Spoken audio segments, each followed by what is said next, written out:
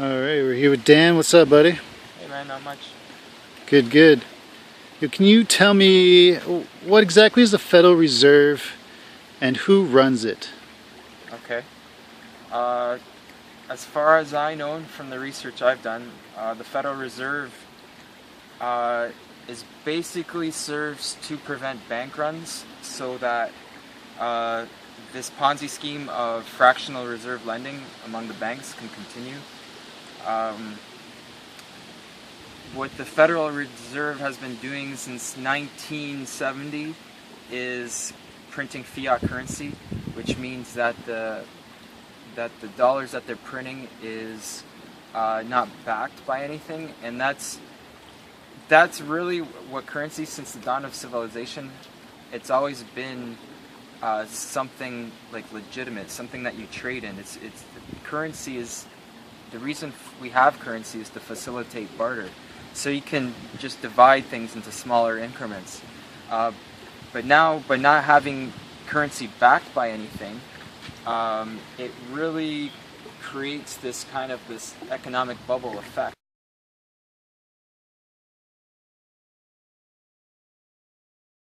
So anyways, the Federal Reserve, they print the money for the U.S. government, and then the U.S. government and the Bank of America and these, the four horsemen of banks, Bank of America, J.P. Morgan Chase, Citigroup, and Wells Fargo, they can go in and lend money that they don't have and charge interest for it. And so it's a really good scheme to keep powerful and rich people on top and keep extracting wealth from the middle class, because now it's the taxpayers who have to pay back the interest on those loaned monies.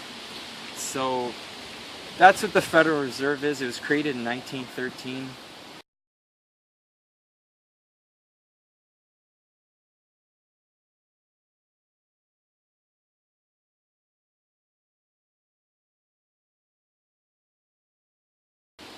You asked who runs it.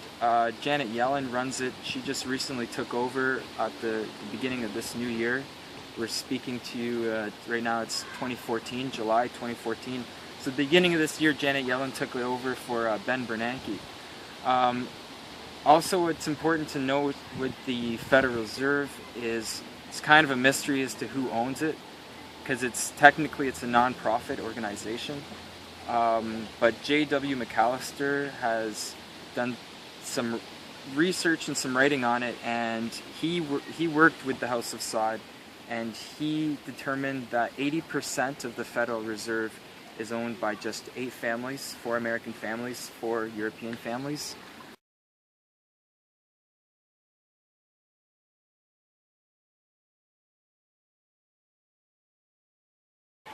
J.W. McAllister's work is supported by Thomas D. Schauf, CPA. So we live in a system where there's a global power structure where it's like it's a prison planet.